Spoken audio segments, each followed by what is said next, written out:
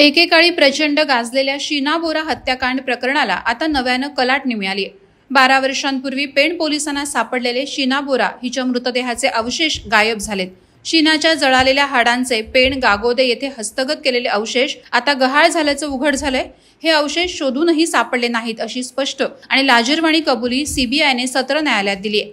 शीना बोरा हत्याकांडात शीनाच्या हाडांचे अवशेष हा महत्त्वाचा पुरावा मानला जात होता। गुरुवार दिनांक 13 जून रोजी मुंबई सत्र न्यायालयात झालेल्या सुनावणीवेळी सीबीआय साक्षीदार हजर करू शकली नाही।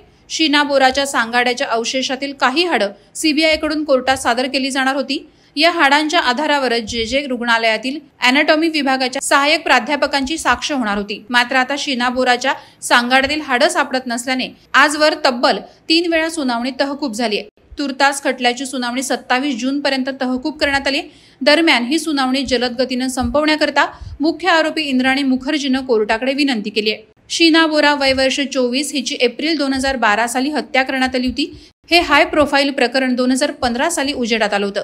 पोलिसांच्या माहितीनुसार शीनाची आई इंद्राणी मुखर्जी या हत्या प्रकरणातील मुख्य आरोपी आहे। इंद्राणीचा चालक आणि सह आरोपी शामवर राय यांना दिलेल्या धक्कादायक माहितीच्या आधारे इंद्राणी मुखर्जीला साल 2015 मध्ये अटक करण्यात आली। इंद्राणीचा पूर्वाश्रमीचा पती संजीव खन्ना आणि शामवर राय यांनी मिळून इंद्राणीची पहिल्या पतीपासूनची मुलगी शीनाची हत्या केल्याचे आरोप त्यांच्यावर आहेत। त्यांच्याच मदतीने 25 एप्रिल 2012 रोजी शीनाच्या मृतदेहाची विल्हेवाट पेण तालुक्यातील गागोदे गावाच्या हद्दीतील जंगलात लावण्यात आल्याचे पोलीस तपासात समोर आलं होतं।